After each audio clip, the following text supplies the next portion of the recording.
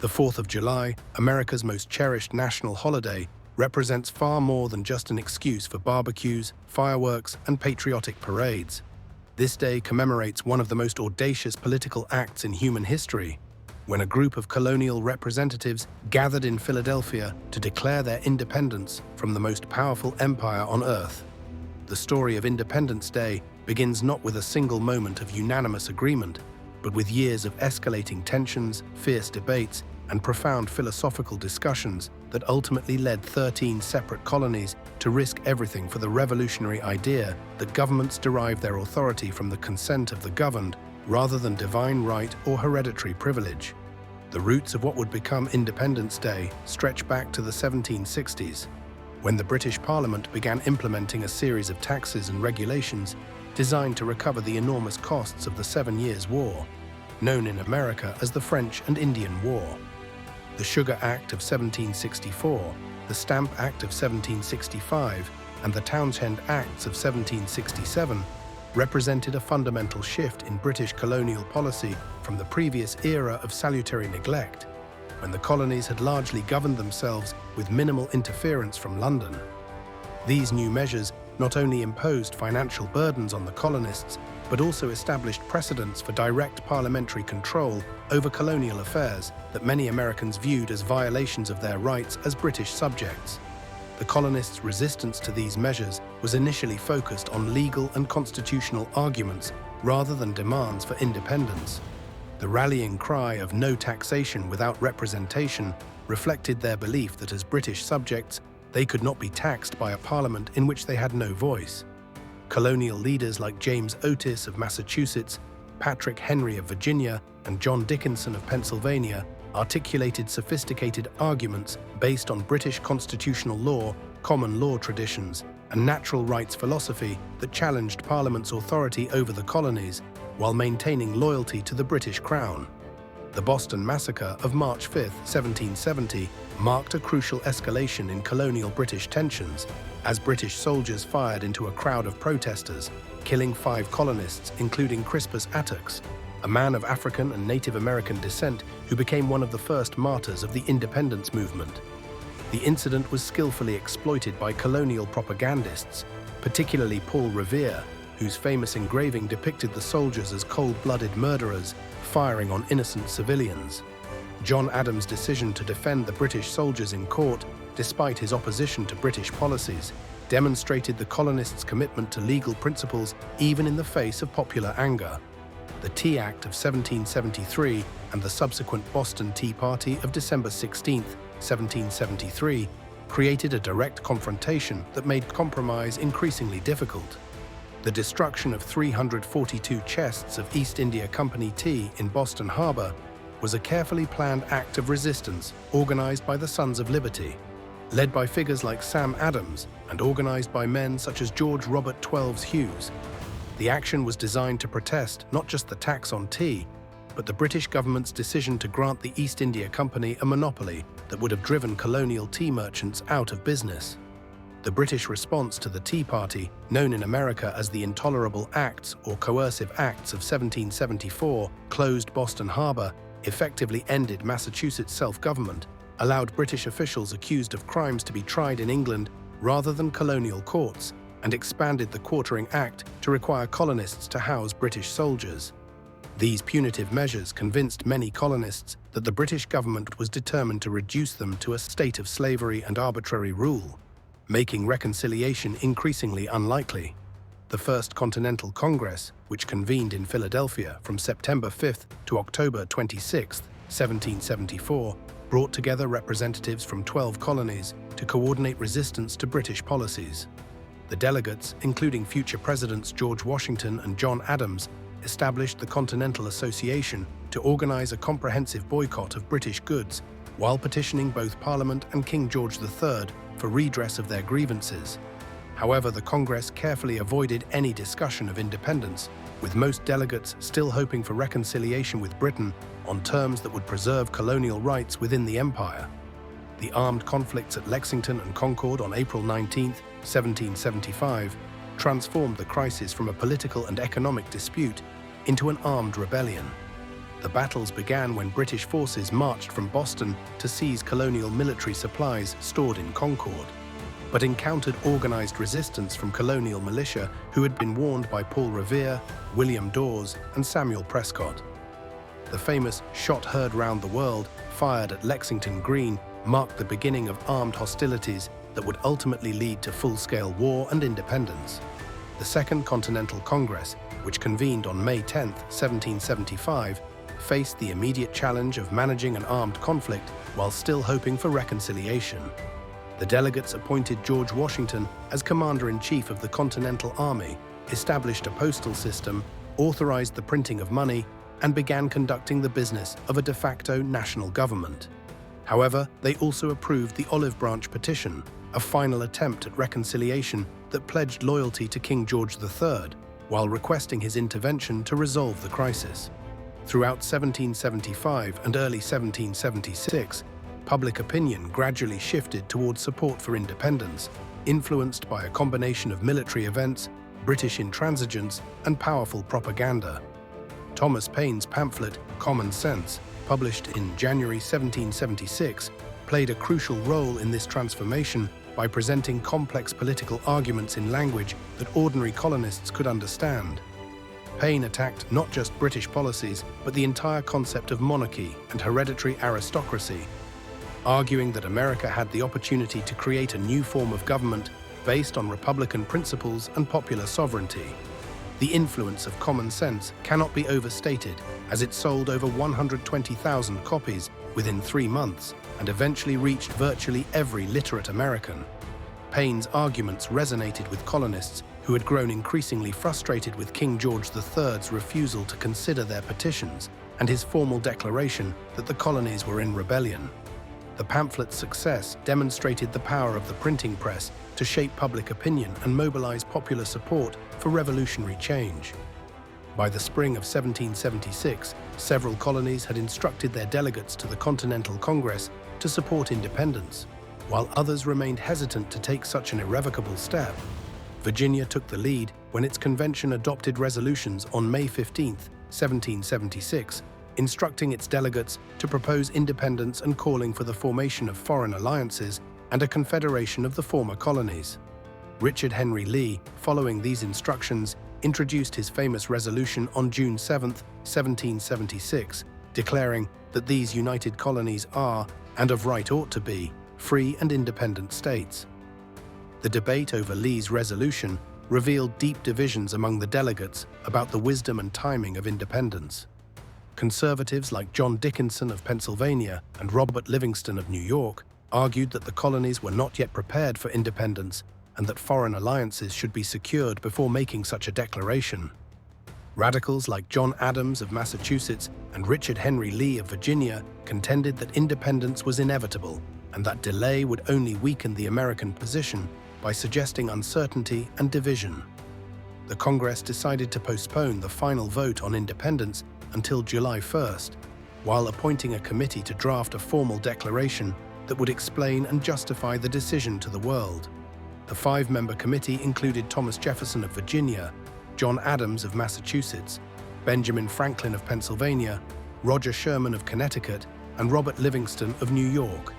The committee chose Jefferson as the primary author, recognizing his reputation as an eloquent writer and his ability to articulate complex philosophical principles in clear, compelling language. Jefferson spent approximately 17 days crafting the Declaration of Independence, working primarily in his lodgings at 7th and Market Streets in Philadelphia. He drew on a wide range of intellectual sources, including John Locke's theories of natural rights and social contract, classical Republican thought, and contemporary Enlightenment philosophy, while also incorporating specific grievances against British rule that had accumulated over more than a decade of conflict. The document was structured as a logical argument that moved from general philosophical principles to specific complaints against the British government to a formal declaration of independence. The famous opening passage of the Declaration, with its assertion that all men are created equal and endowed with unalienable rights to life, liberty, and the pursuit of happiness, represented a radical departure from traditional justifications for political authority based on divine right, hereditary privilege, or historical precedent.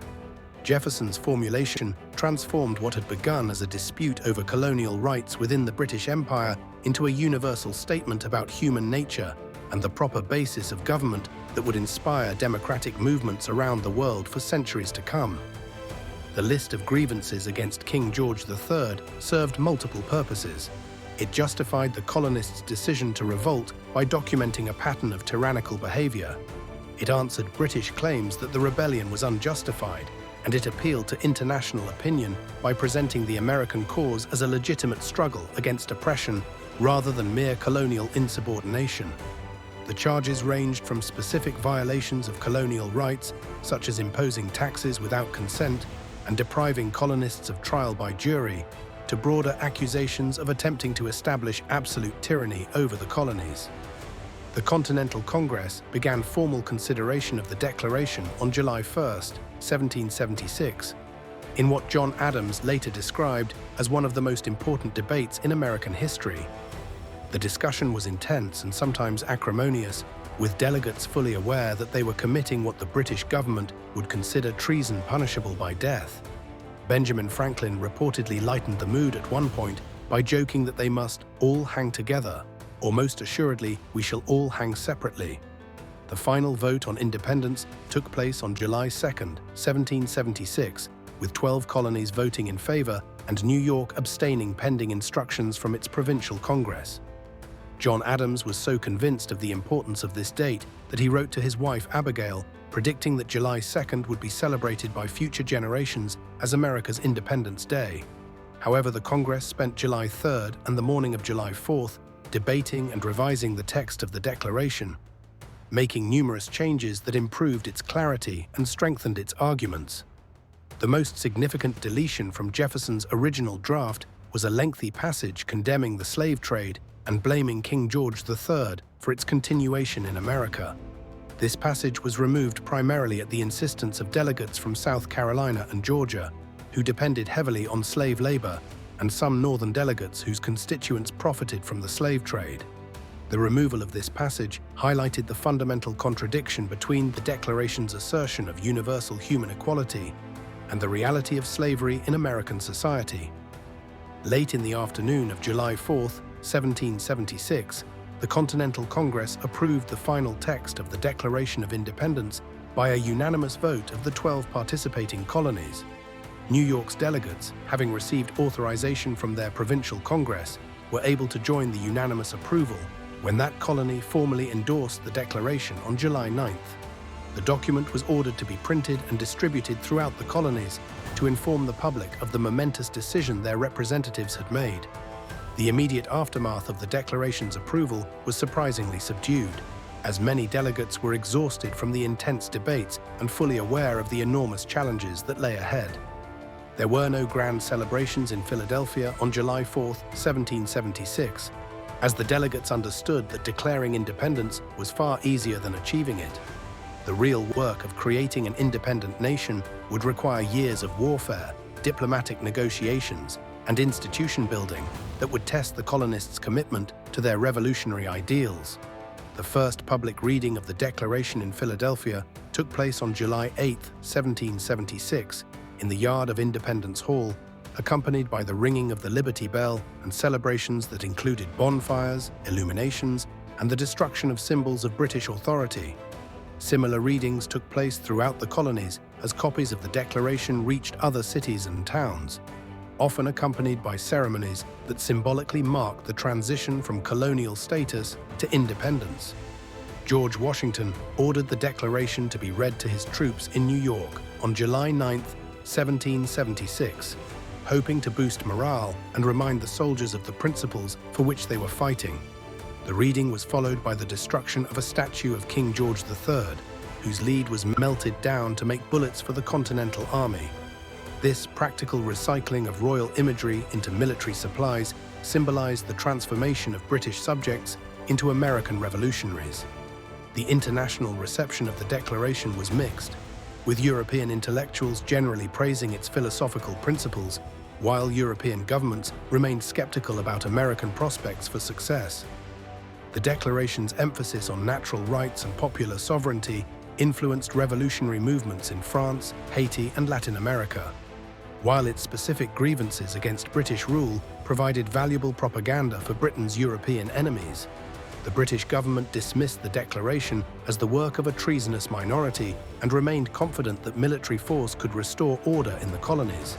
King George III famously referred to the American rebellion as a desperate conspiracy, led by ambitious demagogues who had deceived the colonial population.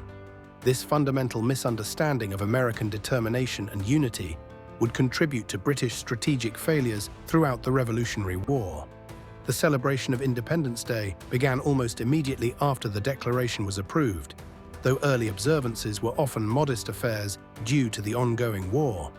The first anniversary in 1777 was marked by celebrations in Philadelphia that included a 13-gun salute, military parades, and public festivities that established many of the traditions that would characterize future 4th of July celebrations. These early celebrations served important political purposes by demonstrating American unity and commitment to independence while boosting morale during the difficult war years. The 4th of July celebrations during the Revolutionary War often took on religious overtones, with many Americans viewing their struggle for independence as a divinely blessed mission to establish a new form of government based on Christian principles and natural law.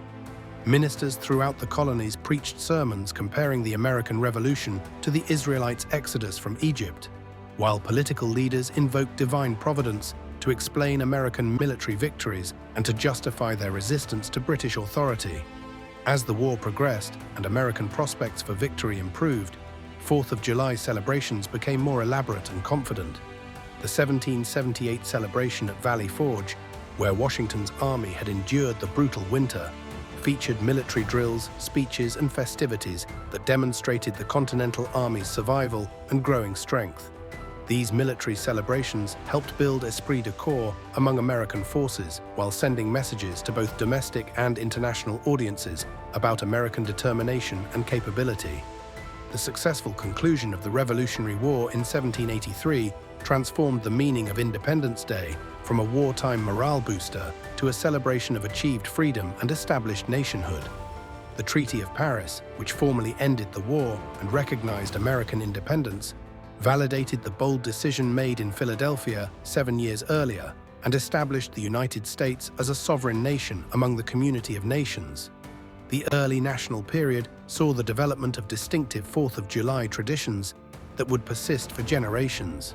Military parades, patriotic speeches, public readings of the Declaration, communal meals, and evening fireworks became standard elements of the celebration in communities throughout the new nation.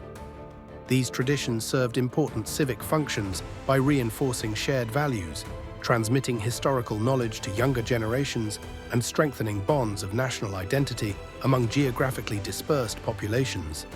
The deaths of Thomas Jefferson and John Adams on July 4, 1826, exactly 50 years after the Declaration of Independence, struck many Americans as providential confirmation of the holiday's special significance. The coincidence seemed to validate the religious interpretation of American independence as a divinely guided mission while providing powerful symbols of the passing of the revolutionary generation to their successors. Daniel Webster's famous eulogy for the two former presidents helped establish them as iconic figures whose deaths sanctified the 4th of July as a sacred day in American civil religion. The expansion of the United States westward during the 19th century carried 4th of July celebrations to new territories and states, where the holiday served important functions in establishing American identity and institutions. Pioneer communities often organized elaborate Independence Day celebrations that brought together scattered settlers and provided opportunities for political speeches, social interaction, and cultural expression that reinforced their connection to the broader American nation. The Industrial Revolution transformed 4th of July celebrations by making fireworks, printed materials, and other celebration supplies more widely available while enabling larger and more elaborate public events. The development of railroad networks allowed communities to coordinate regional celebrations and enabled prominent speakers to address multiple audiences during the holiday season. The growth of newspapers created national audiences for 4th of July speeches and helped standardize the rhetoric and themes associated with the holiday. The Civil War created deep divisions over the meaning of Independence Day and the principles of the Declaration of Independence. Northern speakers emphasized the Declaration's assertion that all men are created equal as justification for ending slavery, while Confederate leaders argued that the Declaration's emphasis on consent of the governed supported their right to withdraw from the Union.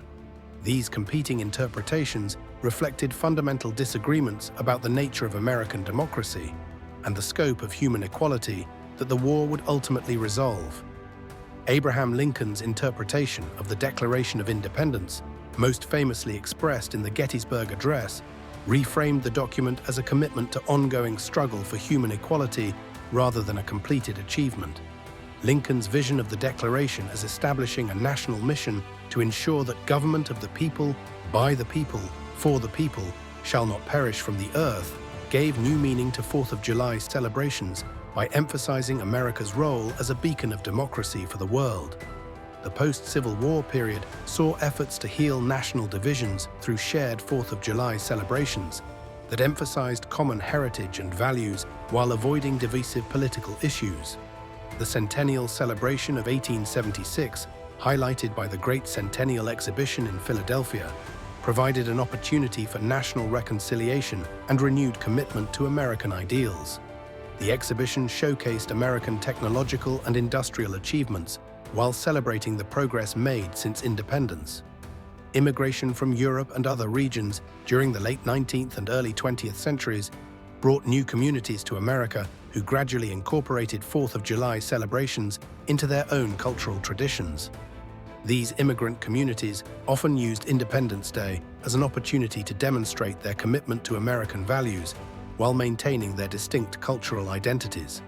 The holiday became an important symbol of successful assimilation and shared citizenship that transcended ethnic and religious differences. The progressive era brought new themes to 4th of July celebrations, as reformers emphasized the Declaration's democratic ideals as justification for expanding political participation, improving working conditions, and promoting social justice. Women's suffrage advocates regularly invoked the Declaration's principles during Independence Day events, arguing that denying women the right to vote violated the fundamental American principle that governments derive their authority from the consent of the governed. World War I transformed 4th of July celebrations into demonstrations of national unity and international leadership, as Americans sought to justify their intervention in European affairs by reference to the universal principles articulated in the Declaration of Independence. President Woodrow Wilson's vision of making the world safe for democracy drew explicitly on the Declaration's assertion that all people possess inherent rights that governments must respect and protect. The interwar period saw efforts to create more inclusive 4th of July celebrations that recognized the contributions of diverse American communities while maintaining traditional patriotic themes. The development of new communication technologies, including radio and eventually television, created national audiences for Independence Day events and helped standardize celebration practices across different regions and communities. World War II gave new urgency to 4th of July celebrations as Americans sought to contrast democratic values with the totalitarian ideologies of their enemies. The Declaration's emphasis on individual rights and limited government provided powerful propaganda tools for distinguishing American democracy from fascist and communist alternatives. War bond drives, military recruitment efforts, and civilian morale campaigns were regularly incorporated into Independence Day events. The post-war period brought challenges to traditional 4th of July narratives as the civil rights movement highlighted the gap between the Declaration's ideals and the reality of racial discrimination in American society. African American leaders regularly invoked the Declaration's assertion of human equality to challenge segregation and demand full citizenship rights, while their opponents sought to minimize the document's egalitarian implications. The Civil Rights era transformed Independence Day into an occasion for national self-examination and renewed commitment to fulfilling the Declaration's promises. Martin Luther King Jr.'s "I Have a Dream" speech, delivered during the March on Washington in 1963, explicitly connected the civil rights movement to the unfulfilled promises of the Declaration of Independence, arguing that America had issued a bad check on its commitment to equality that needed to be honored. The Vietnam War period created new tensions around 4th of July celebrations as anti-war protesters challenged traditional patriotic narratives, while supporters of the war effort emphasized America's role as a defender of freedom around the world. These debates reflected deeper disagreements about American foreign policy and the proper application of the Declaration's principles to international affairs. The bicentennial celebration of 1976 provided an opportunity for national reflection and renewal that emphasized both American achievements and ongoing challenges. The elaborate celebrations throughout that year, culminating in spectacular 4th of July events in major cities, demonstrated continued commitment to the ideals of the Declaration, while acknowledging the work still needed to fulfill its promises.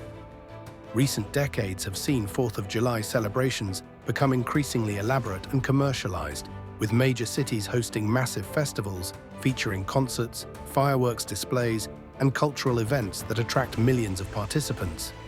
The national celebration on the National Mall in Washington, D.C. has become a major media event, featuring performances by leading American artists and speeches by political leaders that reach global audiences.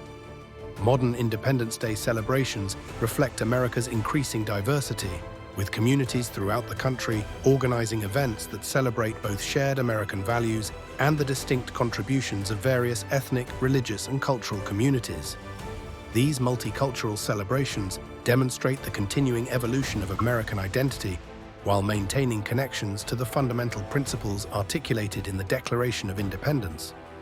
The digital age has created new dimensions for 4th of July celebrations, with social media enabling Americans around the world to participate in virtual celebrations and share their experiences with global audiences.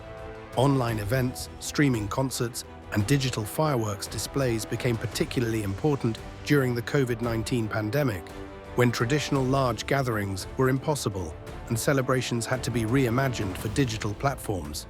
Contemporary debates about American history and identity have influenced how different communities approach 4th of July celebrations. Discussions about slavery, Native American rights, gender equality, and social justice are increasingly reflected in the themes and content of Independence Day events, demonstrating the ongoing relevance of the Declaration's principles to current political and social issues. The relationship between federal, state, and local governments in organizing 4th of July celebrations reflects the federal system established by the founding generation. While the federal government coordinates national events and provides symbolic leadership, state and local governments typically take primary responsibility for community celebrations, creating opportunities for regional variation that reflects local priorities and traditions. International perspectives on American Independence Day have evolved significantly since 1776, with the Declaration of Independence now recognized as one of the foundational documents of modern democracy. Countries around the world study the Declaration as both a historical artifact and a living document whose principles continue to inspire democratic movements and constitutional development. The ongoing interpretation and reinterpretation of the Declaration of Independence ensures that 4th of July celebrations will continue to evolve as American society changes. Each generation finds new meanings in the document's assertion that all men are created equal, and its emphasis on government by consent of the governed, demonstrating the enduring relevance of the principles for which the founding generation pledged their lives, their fortunes, and their sacred honor. Looking toward the future, 4th of July celebrations will likely continue adapting to reflect changing American demographics, values, and global relationships. The growing emphasis on inclusivity, environmental sustainability, and social justice will shape how communities choose to celebrate their independence while maintaining connections to the historical events and principles that define American identity. The history of the 4th of July ultimately reflects the broader story of American democracy, an ongoing experiment in self-government that continues to struggle with the tension between ideals and reality, universal principles and particular interests, national unity and individual liberty. From its origins as a bold declaration of revolutionary principles to its current status as a celebration of democratic achievement and aspiration, Independence Day remains both a commemoration of historical events and a recommitment to the work of building a more perfect union. Thanks for exploring this remarkable journey through the history of the 4th of July. From the colonial resistance that led to revolution through the modern celebrations that bring millions of Americans together each July 4th. If you found this information valuable, please share it with others interested in understanding how a group of colonial rebels created not just an independent nation, but a new model of democratic government whose principles continue to inspire people around the world. The story of Independence Day is ultimately the story of the ongoing American experiment in self-government and the continuing struggle to fulfill the revolutionary promise that all people are created equal and endowed with unalienable rights to life, liberty, and the pursuit of happiness.